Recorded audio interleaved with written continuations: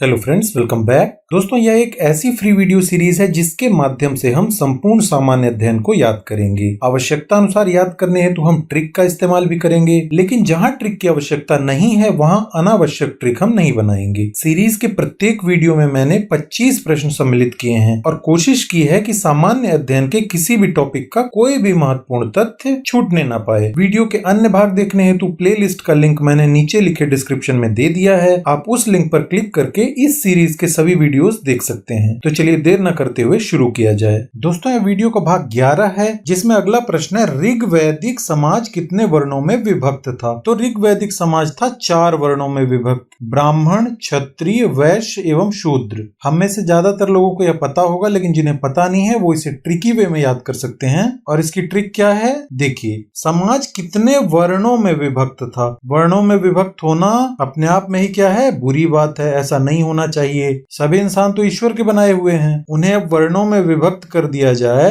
तो ये बिल्कुल क्या है, बकवास है, गलत है। बकवास है ना। अब आप सोचेंगे वर्णों में विभक्त बकवास कैसे है, तो मैं आपको बताता हूँ कैसे बकवास है। BKVS बकवास, अर्थात ब्राह्मण, B से ब्राह्मण हुआ, K से क्षत्रिय हुआ, V से वैश्य हुआ और S से शूद्र हुआ। तो ऐसे आपको चारों वर्ण आसानी से याद आ जाएंगे। जब भी आप प्रश्न देखेंगे कि समाज कितने वर्णों में विभक्त था, तो आपके दिमाग में ये बात आएगी कि वर्णों में विभक्त होना बकवास है, बुरी बात है। और बकवास याद आ गया तो आपको ये चारों वर्ण याद आ जाएंगे। दोस्तों, रटेंगे तो कुछ याद नहीं रहेगा, ऐसे याद करेंगे तो हमें सब कुछ याद रहेगा। इसके बाद है, वैदिक सभ्यता किससे संबंधित है? तो ये संबंधित है आर्यों से। याद रखने के लिए ऐसा मान लीजिए कि ये वैदिक नहीं है, वैदिकी है। अब वैदिकी सभ्यता, थोड़ी देर के लिए हम यहाँ पे मान लेते हैं या कल्पना कर लेते हैं कि वैद्य मतलब नीम हकीम, जो झोला छाप डॉक्टर रहते हैं। गांवों में अक्सर ये पाए जाते हैं वैद्य, जिन्हें जानकारी कुछ नहीं होती लेकिन अपने आप को डॉक्टर से कम नहीं समझते। बेचारे गरीब इनके इलाज के चक्कर में पड़ जाते हैं और अपनी जान और पैसा सब गंवा बैठते हैं। तो वैद्य की सभ्यता, ऐसे लोगों की सभ्यता क्या होती है, या वो क्या सीख कर आते हैं? वो सिर्फ यह सीख कर आते हैं कि अपनी आय करो। ये है ना, आय आय, अपनी आय करो। लोगों की जान बचे तो ठीक है, ना बचे तो भी ठीक है। तो कुल मिलाकर उनको अपनी आय से मतलब रहता है। सभी वैद्य ऐसे नहीं होते हैं, कुछ जानकार भी रहते हैं, लेकिन ज्यादातर वैद्य ऐसे ही रहते हैं। जिन्हें कुछ जानकारी नहीं रहती, उन्हें सिर्फ अपनी आय से मतलब होता है। तो यदि आपको ये हिंट याद आ गया तो परीक्षा में ऑप्शन देखकर आर्य आपको अपने आप याद आ जाएंगे। आय और आर्य मिलता जुलता है, तो वैद्य की सभ्यता यानी सिर्फ आय। अगला है, मैक्स मूलर ने आर्यों का निवास स्थान कहाँ बताया है? मैक्स मूलर ने आर्यों का निवास स्थान मध्य एशिया में बताया है। उत्तर एशिया, दक्षिण एशिया, पूर्व एशिया, पश्चिम एशिया में नहीं, बल्कि मध्य एशिया में। अब याद रखने के लिए हम प्रश्न में ध्यान देते हैं। मैक्स मूलर, मैक्स यानी क्या हुआ, बहुत ज्यादा, मैक्सिमम, और आय यानी इनकम। आर्य में आय छुपा हुआ है ना, तो मैक्स और आय, किसी की मैक्सिमम आय होगी तो वो जहां निवास करता है, निवास स्थान जहां पे वो निवास करता है, उनके मध्य, उनके बीच क्या करेगा, ऐश करेगा। सीधा सीधा समझ में आ रहा है ना। मैक्सिमम आय जिसकी होगी वो अपने निवास स्थान यानी जिस एरिया में वो रहता है उनके मध्य में, उन लोगों के मध्य में ऐश करेगा, क्योंकि उसकी मैक्सिमम आय है। आय मिनिमम होगी तो ऐश नहीं कर पाएगा। तो मैक्स, आय और निवास स्थान, इससे आपको मध्य एशिया आसानी से याद आ जाएगा। अगला है, आर्यों द्वारा विकसित वैदिक सभ्यता किस तरह की सभ्यता थी और आर्यों की भाषा क्या थी? हमने थोड़ी देर पहले पढ़ा कि वैदिक सभ्यता आर्यों से संबंधित है, अर्थात वैद्य की सभ्यता, नीम हकीम, झोला छाप डॉक्टर की सभ्यता। ये सब ज्यादातर चलता है ग्रामीण एरिया में, यानी कि गांव में, जहां सिर्फ आय को महत्व दिया जाता है वैद्यों द्वारा। तो वैद्य की सभ्यता और आय को महत्व कहां पर, ग्रामीण एरिया में। इस तरह याद आएगा कि ये ग्रामीण सभ्यता थी। अब उनकी भाषा क्या थी, संस्कृत थी। याद कैसे रहेगी, आर्य एक संस्कृत शब्द है जिसका अर्थ हमने पिछले वीडियो में पढ़ा था ना, श्रेष्ठ या कुलीन। तो यहाँ आपको आसानी से याद आ जाएगा कि आर्य यानी संस्कृत भाषा। अगला प्रश्न है, आर्यों की प्रशासनिक इकाई क्रमानुसार क्या थी? तो हम क्रमानुसार यदि देखें तो पहले आता है कुल, इसके बाद ग्राम, फिर विश्व, जन और अंत में राष्ट्र। याद रखने के लिए ऐसा मान लीजिए कि आर्यों के यहाँ प्रशासन आया हुआ है। प्रशासन क्यों आया है? देखिए, कुल यानी कूल, कोई बहुत कूल माइंडेड था, बहुत ही ठंडे दिमाग का व्यक्ति था, लेकिन अचानक से एक दिन क्या हुआ, गरम हो गया उसका दिमाग। यह है ना ग्राम, गरम हो गया उसका दिमाग। गरम हो गया दिमाग तो क्या किया उसने? विष पी लिया। देखिए, गुस्से में जहर विष पी लिया, और जैसे ही विष पिया तो क्या हुआ, उसकी जान चली गई। जान से आपको जन याद आएगा, और जान चली गई तो वहां पे रश, RUSH यानी भीड़ लग गई। इसीलिए क्या हुआ, प्रशासन को आना पड़ा। प्रशासन में सभी आते हैं आपके, पुलिस प्रशासन, अस्पताल प्रशासन। तो जब भी आप आर्य और प्रशासन देखेंगे तो आपको एक छोटी सी कहानी इसको क्रमानुसार याद दिला देगी। इसके बाद वैदिक काल में गोचर भूमि का अधिकारी क्या कहलाता था? तो वो कहलाता था वाजपति। अब प्रश्न में ध्यान दीजिए, गोचर भूमि का अधिकारी, एक ऐसी भूमि थी जहाँ पे अच्छा खासा चारा था, घास थी, लेकिन उसे गोचर, गाय चर जाती थी, इसीलिए वहां पे एक अधिकारी नियुक्त कर दिया गया। अब वो अधिकारी क्या कर रहा है? वॉच कर रहा है, वॉच कर रहा है, ताकि वहां पे कोई गाय ना आने पाए और ये चारा चरने न पाए, तो गोचर नहीं हो पाएगा। इस तरह से गोचर भूमि का अधिकारी वॉच कर रहा है, यानी वाजपति या वाजपति, ऐसे ही याद रहेगा। दोस्तों, ट्रिक अच्छी लग रही होगी तो एक लाइक कर दीजिएगा, साथ ही से अपने दोस्तों के साथ शेयर कर दीजिएगा। इसका PDF चाहिए तो मेरा टेलीग्राम चैनल ज्वाइन कर लीजिए, जिसे ज्वाइन करने का लिंक वीडियो के नीचे लिखे डिस्क्रिप्शन में दिया हुआ है। और भी टॉप क्वालिटी का स्टडी मटेरियल चाहिए तो मेरी वेबसाइट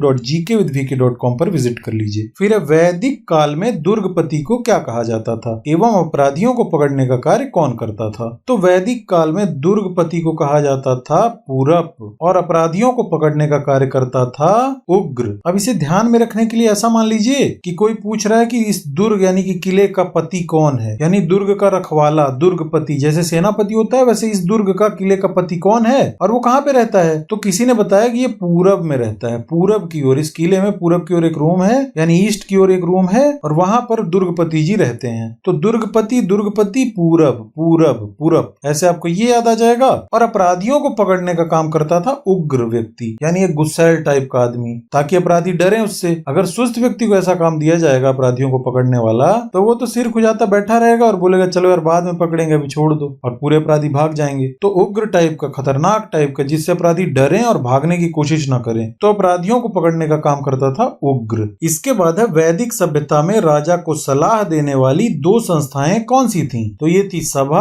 और समिति। अब राजा को सलाह चाहिए तो बाहर तो जाएगा नहीं, इसलिए कहां से ढूंढेगा लोगों को? अपनी सभा से, यानी अपने दरबार से। और दरबार में सभी होशियार तो रहते नहीं हैं, तो क्या करेगा? उनमें से कुछ लोगों को छांटकर एक समिति का निर्माण कर देगा, कमेटी टाइप की गठित कर देगा, और वही उसको सलाह देंगी। तो सभा और समिति ऐसे आपको याद आ जाएगा। अगला है ऋग्वेद के 7वें मंडल में किस युद्ध का उल्लेख है तथा यह किस नदी के किनारे लड़ा गया था? तो ऋग्वेद के 7वें मंडल में उल्लेख है दशराग्य युद्ध का, जो कि रावी या परुष्णी नदी के किनारे लड़ा गया था। यदि आप प्रश्न को ध्यान से देखें तो आपको इसमें दो शब्द मिलते हैं, एक है ऋग्वेद यानी रुक वैद्य, और एक है सात यानी साथ। रुक वैद्य को मैं साथ में लेकर आता हूँ। कोई बोल रहा है कि रुक जा, मैं वैद्य को साथ में लेकर आता हूँ। वैद्य को साथ में लाने की बात क्यों कर रहा है? क्योंकि एक व्यक्ति बहुत बीमार है, उसे 10 रोग हैं। ये देखिए 10 राग्य, 10 राग्य, उसे 10 रोग हैं, इसीलिए वो बिस्तर से उठ नहीं पा रहा है, तो उसको बचाना तो पड़ेगा। इसलिए रुक, मैं वैद्य को साथ में लेकर आ रहा हूँ। तो ऐसे आपको 10 रोग से 10 राग्य याद आ जाएगा। इसी में अगला प्रश्न क्या है? किस नदी के किनारे यह युद्ध लड़ा गया था? तो नदी ऐसा लग रहा है कि नहीं, कोई बोल रहा है कि नहीं आएगा तो क्या करोगे? वैद्य को साथ में लेने जा रहे हो और वह नहीं आएगा तो क्या करोगे? तब उसने बताया कि वह क्यों नहीं आएगा, वो आएगा, क्योंकि वो रुष्ट नहीं है, रुष्णी, रुष्णी, रुष्ट नहीं है वो, या रुष्ट नहीं है वो, गुस्सा नहीं है, इसलिए वो आएगा। दोस्तों, थोड़ी अजीब सी ट्रिक लग रही होगी, लेकिन यकीन कीजिए सब कुछ आपको याद होते जा रहा है। अंत में आपका जब मैं टेस्ट लूंगा तो आप सभी प्रश्नों के उत्तर देखिएगा कितनी आसानी से दे देते हैं। तो ऋग्वेद के 7वें मंडल में दशराग युद्ध का वर्णन है, और यह रावी या परुष्णी नदी के किनारे लड़ा गया था। फिर वैदिक काल को कितने भागों में बांटा गया है और उनका विभाजन वर्ष क्या है? तो वैद्य का काल क्या करेगा? या तो किसी की जान बचा देगा या फिर उसकी मृत्यु हो जाएगी। वैद्य से इलाज कराने पे यही होता है ना, या तो बच जाएगा या निपट जाएगा। तो ये हुआ 1 और ये हुआ 2। वैद्य का काल, वैद्य का काल 2 भाग में। कौन कौन सा? पूर्व वैदिक और उत्तर वैदिक। पूर्व यानी पहले और उत्तर यानी बाद में। पूर्व वैदिक काल को ऋग वैदिक काल भी कहा कहा जाता है, जिसकी तिथि 1500 ईसा पूर्व से 1000 ईसा पूर्व मानी जाती है, और उत्तर वैदिक काल या बाद का वैदिक काल 1000 ईसा पूर्व से 600 ईसा पूर्व तक माना जाता है। 1500 ईसा पूर्व याद रखिएगा, तो बाकी आपको अपने आप याद आ जाएगा। अब 1.5 याद रखने के लिए मान लीजिए डेड डेड डेड, सब तो मर चुके हैं ना, तो डेड DEAD, अब ये सब मर चुके हैं, डेड हो चुके हैं, तो डेड से आपको 1.5 याद रहेगा। 1500 ईसा पूर्व से 1000 ईसा पूर्व पूर्व वैदिक काल तथा 1000 ईसा पूर्व से 600 ईसा पूर्व उत्तर वैदिक काल। तो ये 2 भागों में बांटा गया है। अगला है आर्यों का समाज कैसा था और समाज में परिवार के मुखिया को क्या कहा जाता था। तो आर्यों का समाज था पितृ प्रधान, ना कि मातृ प्रधान। अब हमने हड़प्पा सभ्यता में क्या पढ़ा था, बहुत सारी स्त्रियों की मृण मूर्तियां यानी मिट्टी की मूर्तियां मिली हैं। इससे हमने अंदाजा लगाया था कि वो मातृ सत्तात्मक था, वहां माता की सत्ता चलती थी। लेकिन यहाँ पे सभी वैद्य हैं, आय जो है तो वैद्य करते हैं, गांवों में जा जाकर टोपी पहना रहे हैं, ये सब पुरुष हैं, उस हिसाब से ये पितृ प्रधान हुआ। अब परिवार का मुखिया क्या कहलाएगा, तो किसी भी परिवार का मुखिया बनने के लिए क्या होना जरूरी है, कूल माइंडेड होना जरूरी है। यदि आपका दिमाग कूल नहीं रहेगा, गर्म होंगे तो क्या होंगे, थोड़ी देर पहले हमने पढ़ा ना, विष पी लेंगे। विष नहीं पीना है, कूल माइंडेड रहना है, बिल्कुल दिमाग ठंडा रखना है। तो कूल से आपको कुल्ला पे याद आ जाएगा, या फिर कुल के पापा। तो मुझे उम्मीद है ये याद हो चुका होगा। अब आगे है जीवन भर अविवाहित रहने वाली महिलाओं को क्या कहा जाता था, तो उन्हें कहा जाता था अमाजू। अब जीवन भर अविवाहित यानी विवाह नहीं किया, इसीलिए बार बार घर में पूछना पड़ रहा है, बर्तन माजू बर्तन माजू बर्तन माजू। घर वाले बोल रहे हैं हाँ माजू।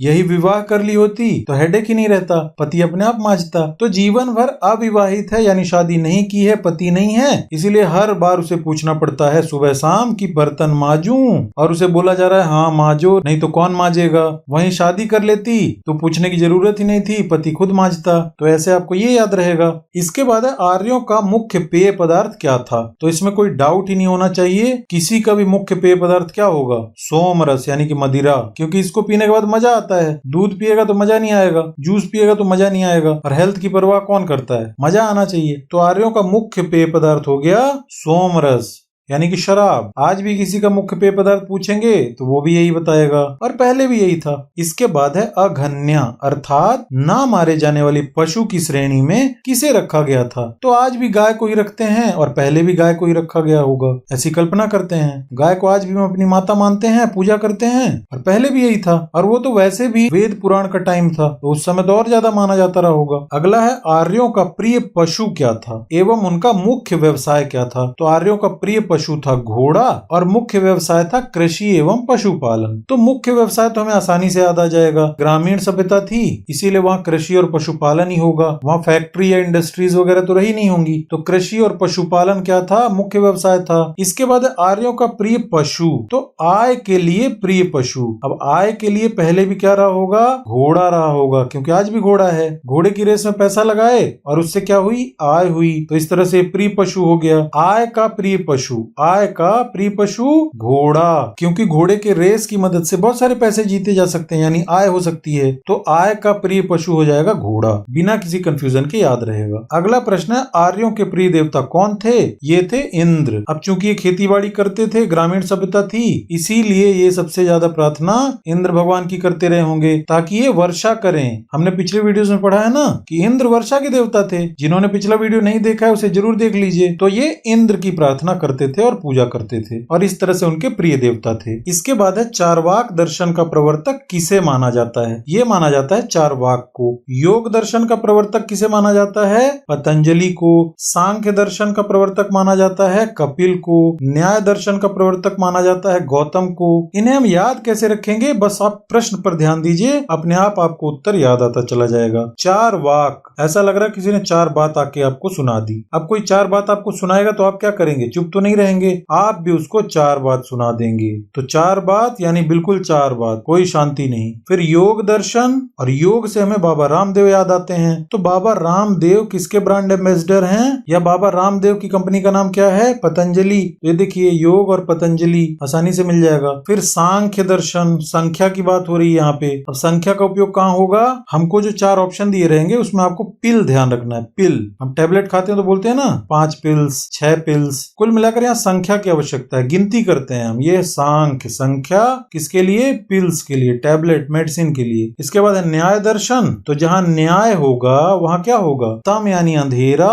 गो चला जाएगा। जहां अन्याय होगा वहां क्या होगा, अंधेरा आ जाएगा, यानी आतम आतम। लेकिन यहाँ पर क्या है, न्याय दर्शन, न्याय हो रहा है तो गोतम, यानी अंधेरा चला जाएगा। इसके बाद पूर्व मीमांसा दर्शन का प्रवर्तक किसे माना जाता है, ये माना जाता है जैमिनी को। तो पूर्व मीमांसा, अब मी को छोड़ दीजिए थोड़ी देर, इसे ध्यान दीजिए, पूर्व मांसा, पूर्व मांसा, कोई खा रहा है लेकिन पूर्व यानी पहले मांस टाइप का कुछ लगा रहा है लाल कलर का। तो दूसरे ने पूछा भाई ये पूर्व में यानी खाने के पूर्व में मांस जैसे क्या लगा रहे हो, तो उसने बोला अरे बेवकूफ, ये मांस वांस नहीं है, जैम है, हम ब्रेड में जैम लगा रहे हैं इसके बाद खा रहे हैं। पूर्व में मांस, पूर्व में मांस नहीं है, ये क्या है, जैम है। तो ऐसे आपको जैमिनी याद आ जाएगा। इसके बाद है उत्तर मीमांसा, उत्तर यानी बाद में होता है। उत्तर वैदिक काल मैंने बताया था ना, उत्तर यानी बाद में, पूर्व यानी पहले, उत्तर यानी बाद में। उत्तर और बाद एक दूसरे से देखिए मिलता जुलता है, बादरायण बादरायण। इसके बाद है वैशेषिक दर्शन का प्रवर्तक किसे माना जाता है,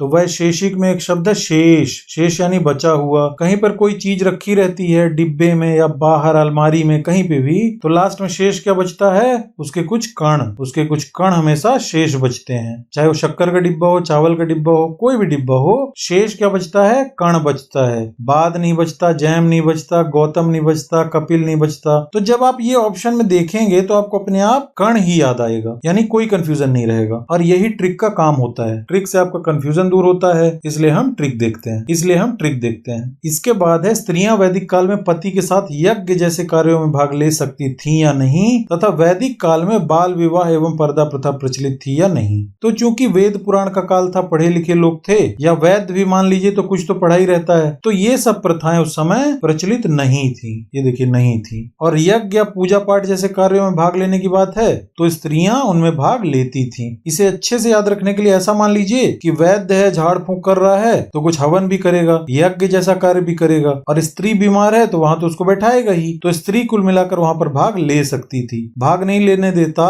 तो आय का लॉस हो जाता ना। और इस पार्ट का लास्ट क्वेश्चन है, आर्यों द्वारा खोजी गई धातु कौन सी थी तथा आर्य इसे क्या कहते थे। तो आर्यों ने जो धातु खोजी थी वो थी लोहा। इससे पहले जो हड़प्पा सभ्यता थी उनको लोहे के बारे में पता नहीं था। हमने उसे कैसे याद किया था कि लोहे में जंग लग जाएगा इसलिए यार इसकी जरूरत नहीं है, तांबे की कुल्हाड़ी बना लो। लेकिन इन्होंने लोहे की खोज की। अब ऐसा मान लीजिए कि आय वाली बात है, आय बढ़ानी है तो इन्होंने लोहे का उपयोग करना भी शुरू कर दिया। हड़प्पावासी तांबे का उपयोग करते थे, लेकिन इन्होंने आय बढ़ाने के चक्कर में लोहे का इस्तेमाल करना भी शुरू कर दिया। इसे ये श्याम अयस कहते थे और तांबे को क्या कहते थे, लोहित अयस। तो इस पॉइंट की एक अच्छी सी ट्रिक बनाकर आप कमेंट बॉक्स में बताइए, उसे मैं भी याद करूंगा। अब चलिए मैं आपका टेस्ट ले लेता हूं, प्रश्नों के उत्तर आपको कमेंट बॉक्स में बताने हैं। पहला प्रश्न है, मैक्स मूलर ने आर्यों का निवास स्थान कहां बताया है, सिंध प्रांत, उत्तरी एशिया, बलूचिस्तान या मध्य एशिया। दूसरा प्रश्न है, न्याय दर्शन के प्रवर्तक कौन है, बादरायण, जैमिनी, गौतम, उलूक या कणाद। तीसरा एवं अंतिम प्रश्न है, आर्यों के समाज में परिवार का मुखिया क्या कहलाता था, कुलप, पुरप, वाजपति या उग्र। तो आज की वीडियो में इतना ही, मिलते हैं इस वीडियो के अगले भाग में, तब तक के लिए नमस्कार।